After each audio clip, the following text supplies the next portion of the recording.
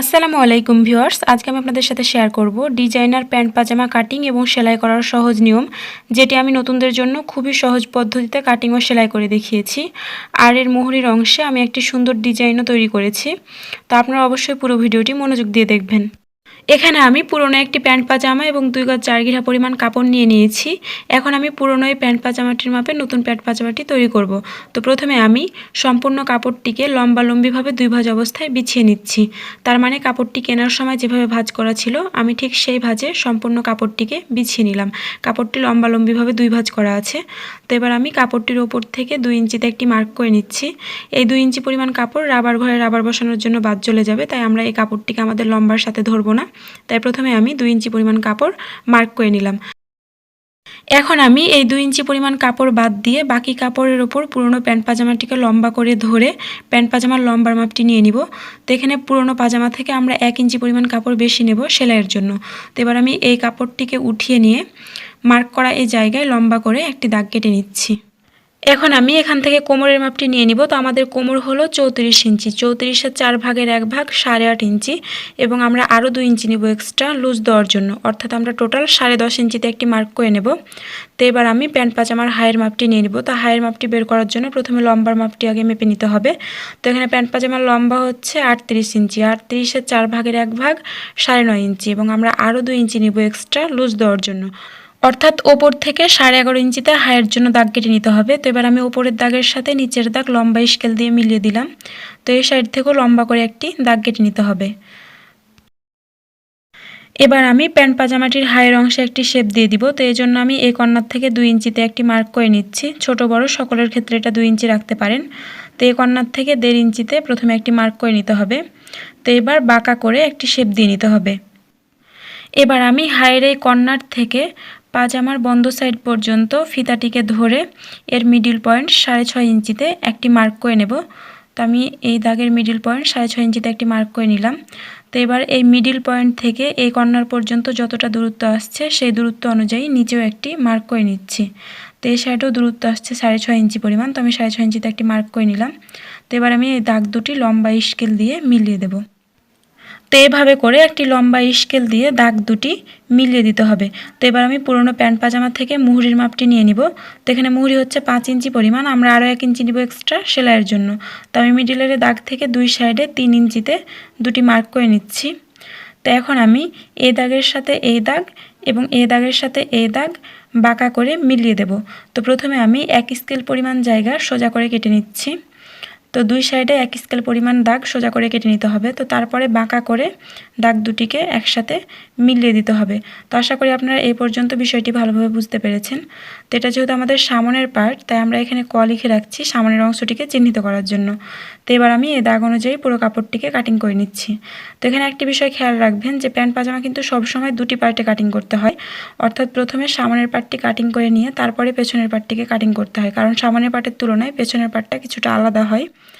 পাজামার সামনের অংশটিকে কেটে নেওয়ার পর বাকি কাপড়টুকু থেকে পাজামার পেছনের অংশটি কেটে নিতে হবে। তো সম্পূর্ণ কাপড়টি কেটে নেওয়া কমপ্লিট হয়ে গিয়েছে।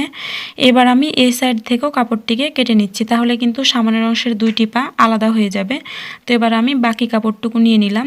তো বাকি কাপড়টুকুর ওপর সামনের অংশটিকে এক সাইড থেকে প্রথমে সমান করে বিছিয়ে নিতে হবে। তো দেখুন আমি 2টি কাপড় সমান করে বিছিয়ে নিয়েছি।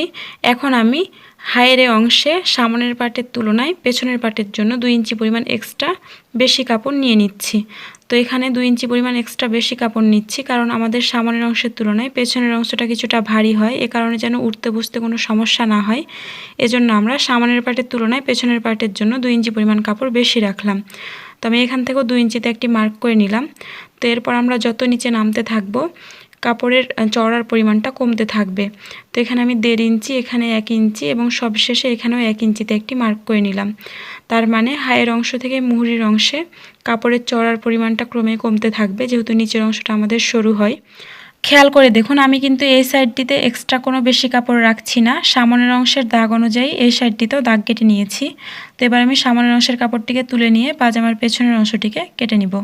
তো প্যান্ট পাজামা কাটিং করার সময় সবসময় কিন্তু সামনের এবং পেছনের পার্ট আলাদাভাবে কাটিং করতে হয়, কারণ যেহেতু আমাদের পেছনের অংশটি সামনের পার্টের তুলনায় কিছুটা বড় হয়, তাই আপনারা সবসময় কিন্তু এটা দুটি পার্টে কাটিং করবেন। তো এই কাপড়টিরও মিডিল পয়েন্টটি কেটে নিতে হবে, তাহলে কিন্তু দুটি পা আলাদা হয়ে যাবে। দেখুন কাপড় দুটি আলাদা হয়ে গিয়েছে। এবার আমি আপনাদেরকে পাজামার কাপড়টিকে সেলাই করে দেখাবো। তো প্রথমে সামনের অংশের কাপড় দুটিকে সমান করে ধরে হাইয়ের অংশটিকে সেলাই করে নিতে হবে। আমি সবসময় চেষ্টা করি যে কোনো পোশাকের কাটিং এবং সেলাই খুব সহজভাবে আপনাদেরকে শেখানোর জন্য। তারপরেও যদি ভিডিওর কোনো অংশ বুঝতে কোনো সমস্যা হয়ে থাকে তাহলে অবশ্যই আমাকে কমেন্ট বক্সে কমেন্ট করে জানাবেন। তো একইভাবে পেছনের অংশের দুটি কাপড় সমান করে মিলিয়ে ধরে ওপর থেকে হাই পর্যন্ত সেলাই করে নিতে হবে। প্যান্ট পাজামা কাটিং ও সেলাই করা খুবই সহজ। আপনারা যদি শেষ পর্যন্ত পুরো ভিডিওটি দেখেন তাহলে আপনারা এই ধরনের ডিজাইনার প্যান্ট পাজামা খুব সহজে বানিয়ে ফেলতে পারবেন। তো এইভাবে সম্পূর্ণ কাপড়টিকে সেলাই করার পর অবশ্যই এই সেলাইয়ের পাশ দিয়ে আরও একটি ডাবল সেলাই দিয়ে নেবেন। দেখুন এখানে আমি পেছনের অংশের কাপড়টিকে নিয়ে নিয়েছি এবং এই কাপড়টিকে সোজা করে বিছিয়ে নিলাম। তো এবার আমি একইভাবে সামনের অংশের কাপড়টিকেও নিয়ে নিব।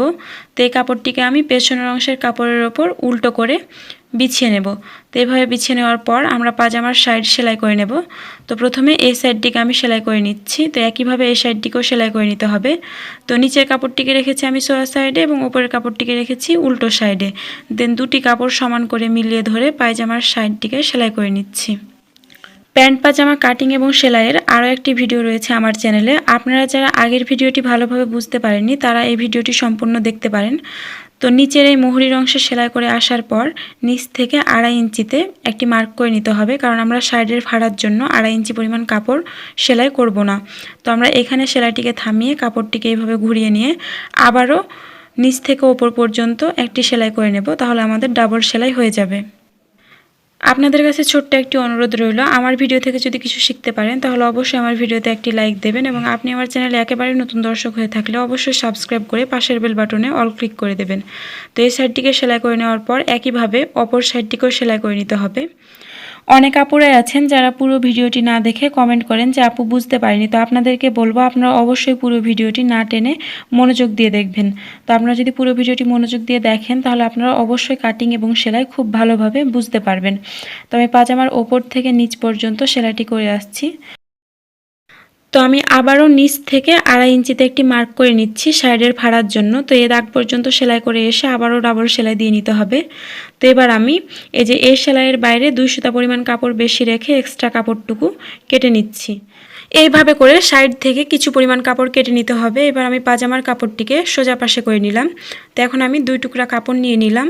এই কাপড় দুটি চওড়াই রয়েছে 3.5 ইঞ্চি পরিমাণ, আর এই পাজামার ফাড়ার অংশটি হচ্ছে 2.5 ইঞ্চি পরিমাণ, অর্থাৎ ফাড়া থেকে আমরা 1 ইঞ্চি পরিমাণ কাপড় বেশি নিয়েছি। এখন আমি পাজামার কাপড়ের সাথে পট্টির কাপড়টি জোড়া দিয়ে দিব। তো নিচের পাজামার কাপড়টিকে রেখেছি আমি সোয়া সাইডে এবং ওপরের পট্টির কাপড়টিকে রেখেছি উল্টো সাইডে। দেন পট্টির কাপড়ের ওপরের মাথা 1/2 ইঞ্চি পরিমাণ উল্টো সাইডে উল্টিয়ে ওপর থেকে নিচ পর্যন্ত সেলাই করে দেব।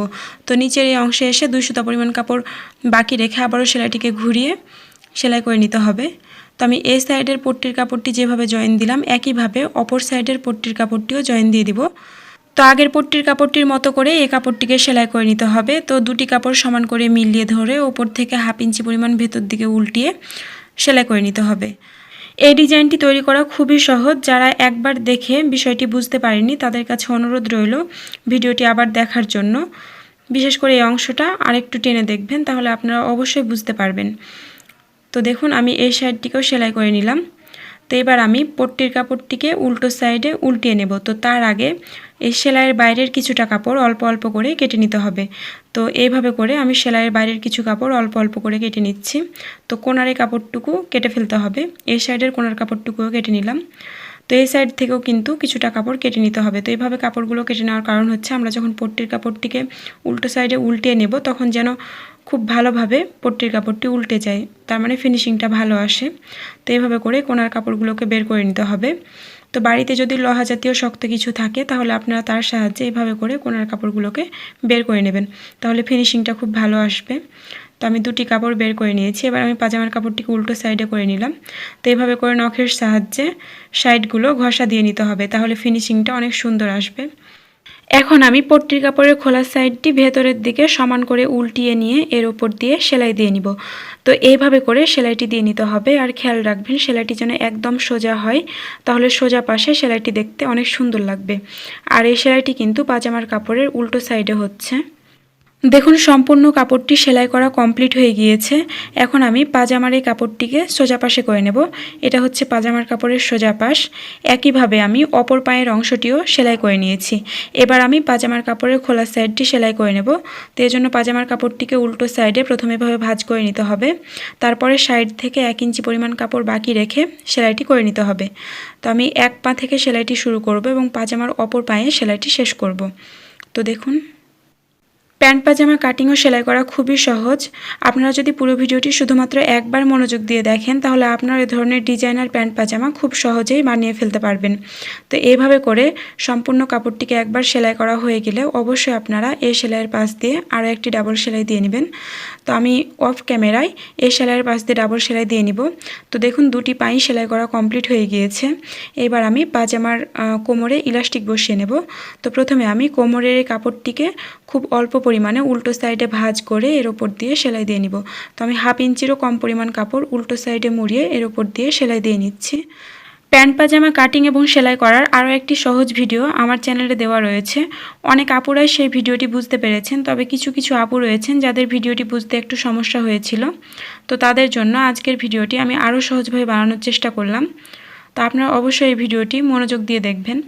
তো দেখুন সম্পূর্ণ কাপড়টি সেলাই করা কমপ্লিট হয়ে গিয়েছে। এবার আমি একটি ইলাস্টিক নিয়ে নিচ্ছি। এই ইলাস্টিকটি লম্বায় রয়েছে 20 ইঞ্চি পরিমাণ। আমাদের কোমর হলো 34 ইঞ্চি, 34-এর অর্ধেক 17 ইঞ্চি এবং আমরা আরও 3 ইঞ্চি নিয়েছি এক্সট্রা লুজ দেওয়ার জন্য। তো এবার আমি ইলাস্টিকের দুই মাথা এভাবে করে ধরে এর ওপর দিয়ে সেলাই দিয়ে নিব। তো এখানে ঘুরিয়ে ঘুরিয়ে বেশ কয়েকটি সেলাই দিয়ে নিতে হবে যেন ইলাস্টিকটি খুলে না যায়। এবার আমি রাবারটিকে পাজামার কাপড়ের উল্টো সাইডে রেখে পাজামার কাপড় দিয়ে মুড়িয়ে এর ওপর সেলাই করে নেব। তো এখানে খেয়াল রাখবেন যেন ইলাস্টিকের ওপর কোনো রকম সেলাই না পড়ে। ইলাস্টিক থেকে 2 সুতা পরিমাণ কাপড় বেশি নিয়ে কাপড়ের ওপর সেলাইটি করে নিতে হবে। তার মানে ইলাস্টিকটি কাপড়ের ভেতরে থাকবে, ইলাস্টিকের ওপর কোনো রকম সেলাই হবে না। তো এভাবে করে টেনে টেনে সেলাই করতে হবে। যদি ভুলক্রমে রাবারের ওপর কোনো সেলাই পড়ে যায় তাহলে আপনারা অবশ্যই সেলাইটিকে খুলে নিয়ে আবারও শুরু থেকে সেলাইটিকে শুরু করবেন, কারণ রাবারের ওপর সেলাই পড়লে রাবারটিকে টেনে বড় করা যাবে না। এ কারণে যখন আপনারা পাজামার কাপড়টি পরবেন তখন পরতে খুব অসুবিধা হবে।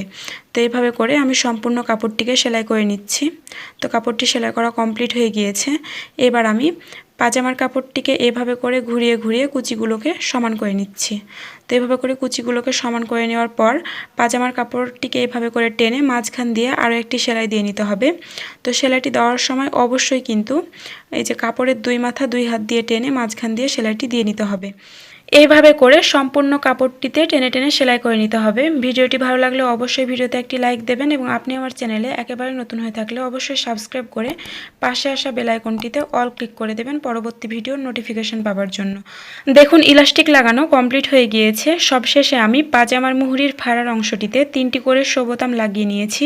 শোবোতাম কীভাবে বানাতে হয় সে বিষয়ে আমার চ্যানেলে একটি ভিডিও দেওয়া রয়েছে, আপনারা অবশ্যই সেটি দেখে নেবেন। সবাই ভালো থাকবেন। আসসালামু আলাইকুম।